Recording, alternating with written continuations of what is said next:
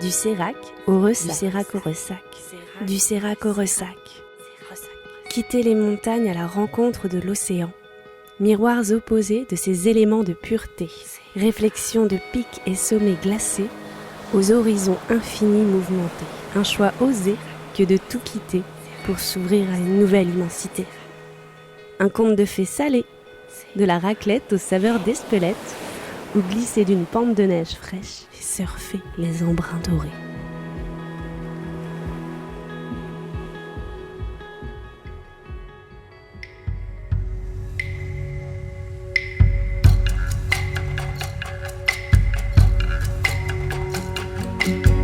Dans l'épisode précédent, je descendais de ma vallée pour retrouver l'air iodé des embruns de l'océan et retrouver mon amie la petite Marie qui nous a présenté son village secret. J'aime honorer ma parole, car mon mantra de prédilection, c'est bien dire fait rire et bien faire fait taire. Et bien que j'aime faire rire, je préfère faire taire. Et je fais ce que je dis, sinon je me tais. J'avais pris en photo tous les murs tagués tous les 2 Contis et préparé durant l'été quelques esquisses. À mon retour en septembre, j'ai le coffre rempli de bombes pour mon attentat prémédité depuis juin dernier. L'explosion et le festival de couleurs va pouvoir commencer. Je me suis fait un petit marathon graffiti en 10 jours. Commencé par une baleine avec son petit ami Nemo sur la façade du mur de chez Marie.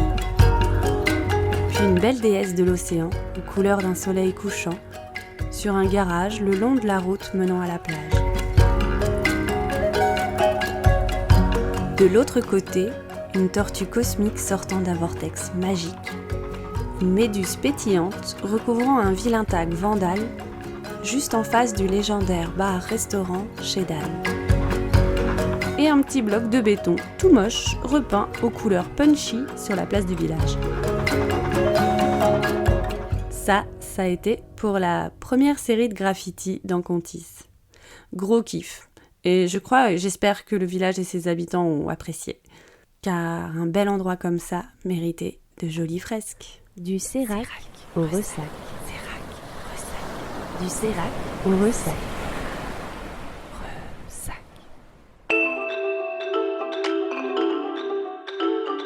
Pendant ce séjour, j'ai retrouvé un ami que j'avais rencontré à Chamonix, quand je me suis installée à mon compte dans la vallée. C'est un sacré personnage, car si vous le croisez, vous ne pourrez pas l'oublier. Déjà par sa grande taille, longiligne, élancée vers le ciel, je vous assure que dans le décor landais, on ne peut pas le louper. Une tête tout droit sortie d'une bande dessinée, avec de grandes lunettes entourant un regard amusé, attentionné et touchant. Sa voix est douce et dégage une grande bonté, avec une pointe d'ironie et d'humour exacerbé. Mais sa spécialité, c'est de faire rire et de vous émerveiller, car avec tous ces personnages qu'il incarne, il vous contera chansons et histoires. Avec ses acrobaties rocambolesques, il vous surprendra et vous fera passer un moment hors du temps au royaume du rêve et de l'onirisme.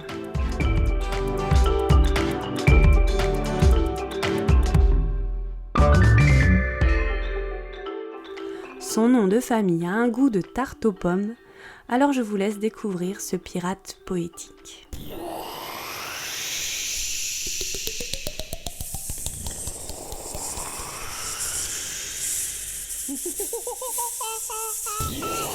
Alors, est-ce que tu peux te présenter ?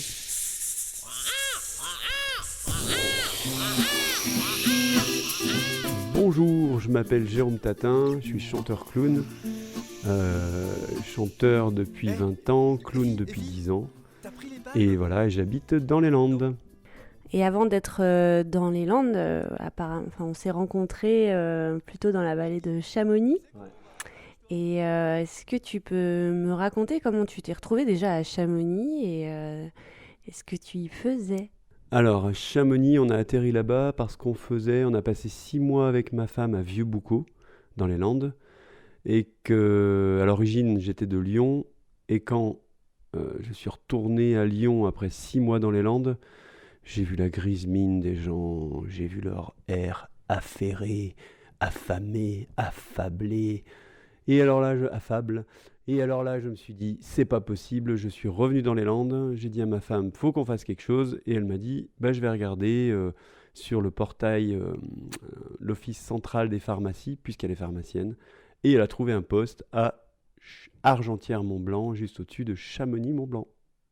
Et donc on est parti 15 jours après, on était à Argentière-Mont-Blanc. On n'y connaissait rien du tout à la montagne. J'ai appris à faire du snowboard 3 mois plus tard. Et 3 ans plus tard, je dévalais les couloirs d'avalanche. J'allais à l'Aiguille du Midi. Je me faisais la mer de glace et plein de hors-pistes. Et je me suis vraiment éclaté. Combien de temps vous êtes resté dans la vallée de Chamonix, à Argentière ? On a fait les saisons pendant 3 ans. Donc on faisait 6 mois à Argentière et 6 mois dans les Landes. Vraiment le boulot de saisonnier. Ma femme est pharmacienne donc. Et moi, je faisais les descentes au flambeau, j'accueillais les gens qui faisaient les descentes au flambeau avec la guitare, les bolas en feu, le jonglage, les tours de magie. Et je faisais l'animation pendant 1 heure. Après, j'ai joué à l'UCPA, et je faisais les petits festivals du coin, les maisons de retraite, un petit peu de tout.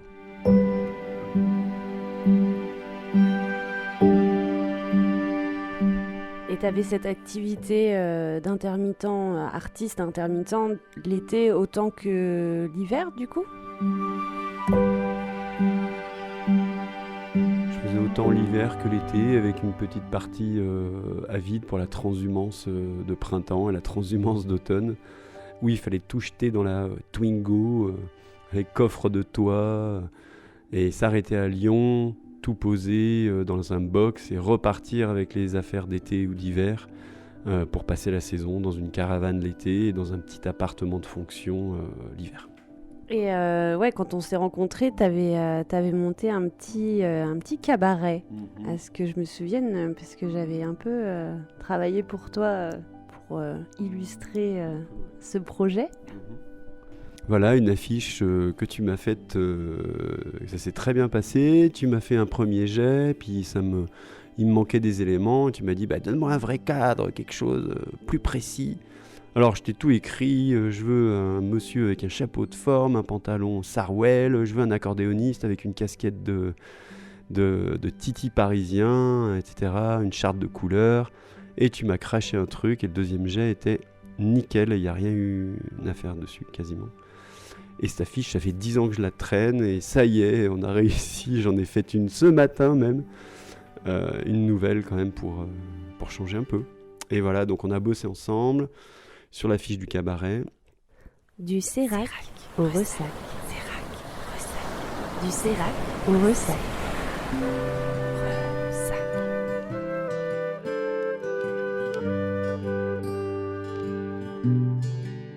Quels sont les liens que tu peux faire entre ces deux éléments, entre la montagne et l'océan ? Est-ce que tu vois des liens ou des choses qui s'opposent ? Est-ce qu'il y a des choses que tu détestes dans l'un, adores dans l'autre ? Ouais, il y en a plein, il y a plein de parallèles. Déjà, il y a la glisse, une évidence pour moi, puisque entre le snowboard et le surf, il y a beaucoup de parallèles. Il y a aussi, je trouve, la géométrie des lieux. C'est-à-dire, on dit les Landes, c'est plat, et c'est vrai que c'est plat. Mais il y a la vague. Et dans la vague, il y a... Bon, c'est perché ce que je vais dire, mais enfin, j'en sais rien. Bref, il y a des diagonales. La diagonale dans la vague, c'est la diagonale de la montagne. Je retrouve de la profondeur dans une vague que je retrouve dans les montagnes. Donc ça, voilà, géométriquement parlant, j'ai envie de dire, il y a des parallèles. Et après, c'est 2 bouts du monde. Ces 2 endroits, on est complètement au bout du monde.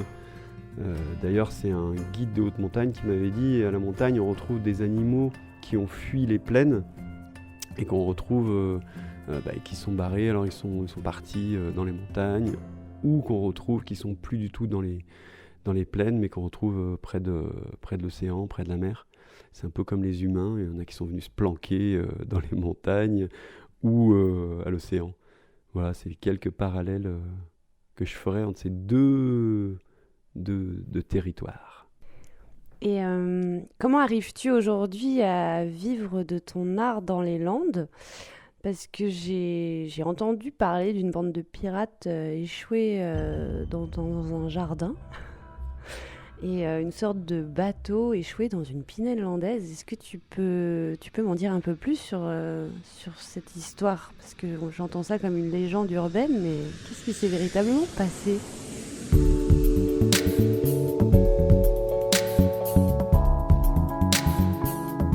Alors, il y a la légende et puis il y a la réalité. La réalité, c'est qu'on devait partir en famille pour faire une tournée humanitaire, des petites vacances aussi un peu, disons-le, en Europe de l'Est. Et puis il y a la crise sanitaire qui est arrivée. Du coup, on n'a pas pu partir. On est resté 3 mois en famille, on s'est retrouvés finalement, c'était un mal pour un bien. Et à la fin du confinement en 2020, donc là en mai 2020, on s'est dit, oh là là, faut qu'on fasse un truc dans le jardin. Et avec des copains, on a créé un cirque. Donc on a fait des gradins en acacia, avec des sièges de cinéma récupérés, plein de matos de récupération. Et on a créé un cirque. Puis comme on aimait bien l'univers des pirates, et qu'aujourd'hui, pour moi, la solution face à tout ce qui se passe, c'est d'être pirate, rapide, furtif, indépendant, voilà. Un petit peu roublard sur les bords, enfin en tout cas souple. Je me suis dit, ce serait bien qu'on parte sur cette thématique-là. On a créé un spectacle, le cirque pirate, dans mon jardin. Et comme ça, je suis sûr de pouvoir jouer et pouvoir continuer à faire mon métier, puisqu'on a l'impression des fois d'être hors la loi aujourd'hui, simplement en voulant faire un spectacle, faire rire les gens, leur offrir une certaine distanciation face aux événements, les faire un peu réfléchir, enfin bref, regarder le monde autrement, ce qui est le propre de l'artiste pour moi, regarder le monde à travers un prisme qui est différent selon les artistes.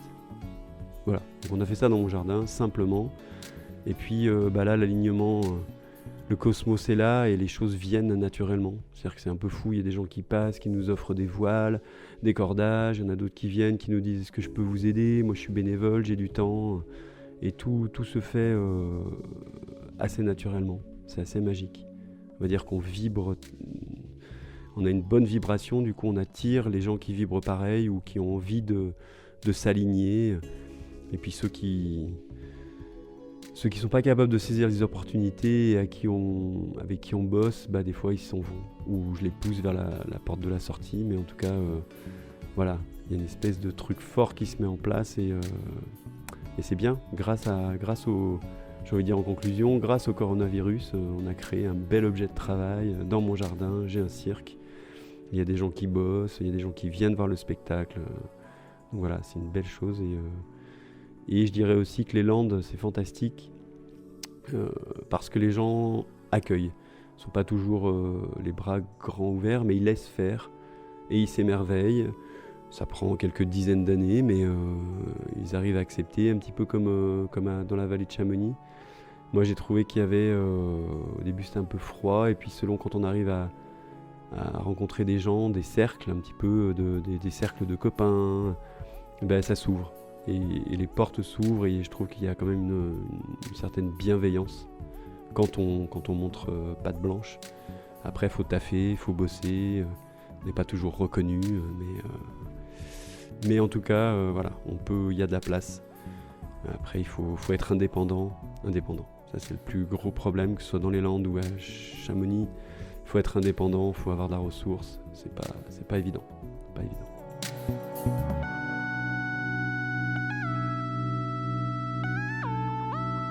Ce qui est assez magique, c'est que maintenant, mis à part le fait qu'il y a un super bateau pirate reconstitué dans ce jardin, que j'avoue que j'étais un peu là au début, donc j'ai pu voir l'évolution sur un été, sur une année, et c'est incroyable ce qui a été réalisé, avec toute la bonne volonté de plein de gens, d'un collectif qui était en mouvement permanent. Parce qu'il y a eu des gens de passage, des gens qui sont restés, des gens qui sont toujours là et qui reviennent sinon, qui sont partis, qui reviennent. Et aujourd'hui, ce cirque, il sera aussi un peu ambulant, il va se déplacer. Oui, oui. Et d'ailleurs, on a fait notre première date hors les murs ce week-end. Et alors pareil, là c'était encore un pari fou, un truc de malade. Parce que normalement on devait jouer avec la caravane, donc fabriquer un décor sur la base d'une grande caravane de 6 mètres de long. On a fabriqué un toit dessus qui est repris sur le châssis de la caravane pour être sûr quand on marche sur le toit, ça ne vienne pas appuyer sur la caravane, mais que ce soit repris avec une barre. Enfin bref, on a fait un système pour qu'on puisse marcher sur le toit de la caravane et que ça appuie en même temps sur les cieux. Et la caravane passait pas dans la ferme où on allait jouer. Donc en 3 jours, il a fallu construire un décor, un bateau. Donc un bateau de 6 mètres de long où le capitaine pourrait avoir sa cabine. Et on a tout fait en tubes d'échafaudage avec des noix d'échafaudage, donc en 49 de diamètre, donc des tubes de 49 de diamètre. On a fait grosso merdo une cage, c'est-à-dire une espèce de grande table qui monte à 2 mètres de haut. Et par-dessus, on a mis de l'onduline pour faire l'avant du bateau, la proue du bateau, avec des tubes d'irrigation récupérés chez un agriculteur, très léger, très long et pas très robuste, on ne peut pas monter dessus, mais ça suffit pour tenir le décor. Et avec plein de rideaux, et bref, on a fabriqué un bateau et on a joué devant samedi. Donc c'était samedi, il y a 3-4 jours là. C'était grand marathon et les gens ont adoré, quelques bombes de peinture sur les conseils de Sceaux. Et donc petit à petit j'apprends à me servir des bombes et voilà, et donc on l'a fait, c'est mobile et l'idée c'est qu'on aille se déplacer chez les gens qui ont du terrain, un endroit, une salle, un espace. Ils invitent leurs amis, nous on tient une billetterie et on joue. C'est-à-dire que c'est un cirque moderne, sans animaux. Cirque moderne, ça veut aussi dire avec une histoire, du théâtre, un début, un développement, une fin. Donc ça, c'est le cirque moderne. Et à l'ancienne, parce qu'on tient une billetterie, on arrive avec nos gradins, on arrive avec notre décor, une vieille bagnole de 1956 pour dire qu'on soit repérable. Et puis l'idée, c'est d'aller jouer dans les villages, les fermes, à l'ancienne, quoi. Voilà. C'est un peu utopique. Mais j'ai envie de dire que moi j'ai été élevé, moi je fais ma psy un peu, mais j'ai été élevé à coup de sois sage, arrête tes bêtises, et plus on me disait ça, plus j'avais envie d'être fou et d'aller encore plus loin dans ma folie. Et là, comme en ce moment on nous dit restez chez vous, masquez-vous, ne sortez pas de chez vous, regardez Netflix, ou Prime, ou tous les autres, ou Disney, ou alors, attends, c'est lequel l'autre qu'il faut dénoncer, un peu pourri, qui est pas très ouvert sur l'extérieur. Bref, on a cette chance aujourd'hui d'avoir le régime intermittent, d'avoir un pays où on a quand même des aides, où on a quand même une sécurité sociale. Donc je me dis, tant qu'à faire, je suis en bonne santé, allons-y, continuons cette folie-là que de créer aujourd'hui du spectacle vivant avec d'autres personnes et continuons. Voilà. Et plus on me dira d'arrêter, et plus je continuerai, quoi, en gros. Bah, c'est bien ça, hein. C'est dans la comment tu dis, la contrainte. Chaque contrainte est un outil d'évolution, et là tu l'as expliqué déjà avec votre caravane et votre plateau ambulant de cirque, que la caravane ne passait pas, quelque chose qu'on n'avait pas prévu, alors qu'est-ce qu'on fait? Et là en 4 jours ou 3 jours vous refaites un bateau adapté sur mesure. Donc ça n'arrête pas de créer. Donc c'est sûr que là, ouais. Et ça s'enrichit avec les contraintes en fait, parce que dans les contraintes on trouve les solutions qu'on n'aurait pas pensé autrement. Mais alors avec tout ça, écoute, on a de quoi faire. Et sinon, si tu as un dernier message pour les gens de la montagne et de l'océan, ou par rapport aux éléments, ou par rapport à l'art en général. Ouais, j'ai un message, et ça reprend ce que tu viens de dire, la créativité. Quand je fais du théâtre, je pense toujours à... Est-ce que j'ai fait un triangle sur mon plateau de théâtre? Est-ce que j'ai fait un carré? Est-ce que j'ai fait un rond? Est-ce que j'ai fait une ellipse dans mes déplacements? Je pense à ça quand je suis sur scène. Et quand je fais du surf, je suis beaucoup dans la courbe, je suis beaucoup dans une espèce de dessin. En surf, en snowboard aussi. J'aime bien m'amuser avec ces courbes-là et travailler vraiment à dessiner en même temps que je fais du sport. Quand je suis sur mon vélo aussi, je m'amuse à faire des S sur la route ou faire des grands S, des petits S. Bref, lier toujours la créativité à toute pratique, que ce soit même des mathématiques, que ce soit je sais pas, de l'écriture. Il y a une espèce de fluidité, il y a une espèce de lien, je trouve. Et cette créativité peut nous aider, que ce soit à monter un échafaudage, que ce soit à couper une planche. Il y a toujours ça, s'adapter et être créatif, que ce soit à la mer ou à la montagne. Les éléments en plus sont là pour nous aider, il suffit de les regarder pour se nourrir. Et de continuer à les regarder, et s'apercevoir, à comprendre des choses. Ouais. Être contemplatif aussi, ça aide beaucoup.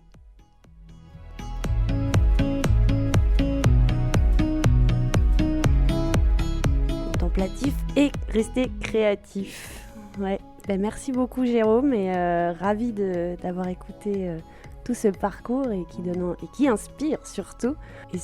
Et moi j'aimerais bien dire aussi par rapport à la magie des événements et la magie du dessin aussi, parce que quand je t'avais fait cette affiche du cabaret, et ben, tu m'avais demandé de dessiner une femme sur un tissu, une danseuse sur un tissu, et elle est arrivée dans la réalité dans ce cirque. Ça, c'était magique. La Zoé Zazen. Ouais, c'est marrant. Des fois, on fait des projections, les choses arrivent, et puis des fois, les choses arrivent, et du coup, on fait des projections. Et des fois, ouais, c'est marrant. Les liens qui se font, c'est assez magique. Complètement. Eh ben, on reste sur la magie, et merci Jérôme, et puis à bientôt dans les Landes, ou sur un bateau landais, ou sur un bateau pirate. On te retrouve, hein ? Ouais. Le prochain projet, c'est de faire ce cirque pirate sur un vrai bateau dans quelques années. On a des idées, on a envie en ce moment. Donc l'aventure commence tout juste à peine.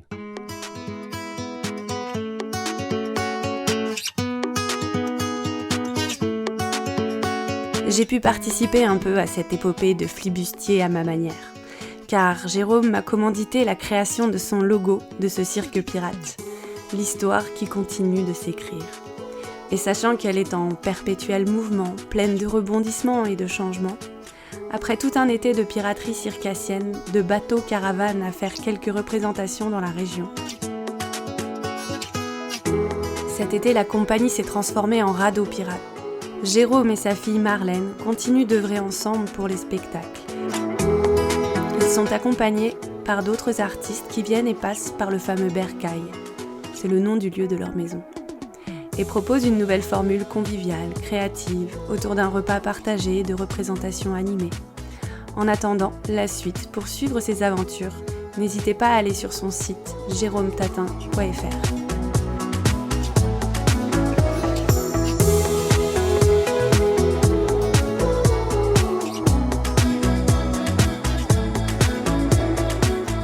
Je suis tellement étonnée de la vie qui nous ramène aux amis rencontrés dans un endroit que j'ai tellement aimé et les retrouver dans un autre auquel je suis en train de m'attacher. C'est une véritable chance et toujours un émerveillement constant face à la magie de la vie. Alors pour continuer sur cette lancée, dans le prochain épisode, je vous raconterai la suite de mes aventures de vandalisme du beau et on ira rencontrer un nouveau personnage qui a gravité par les montagnes que je connais. Et je l'ai retrouvé ici, dans les Landes, en tant que jardinier engagé.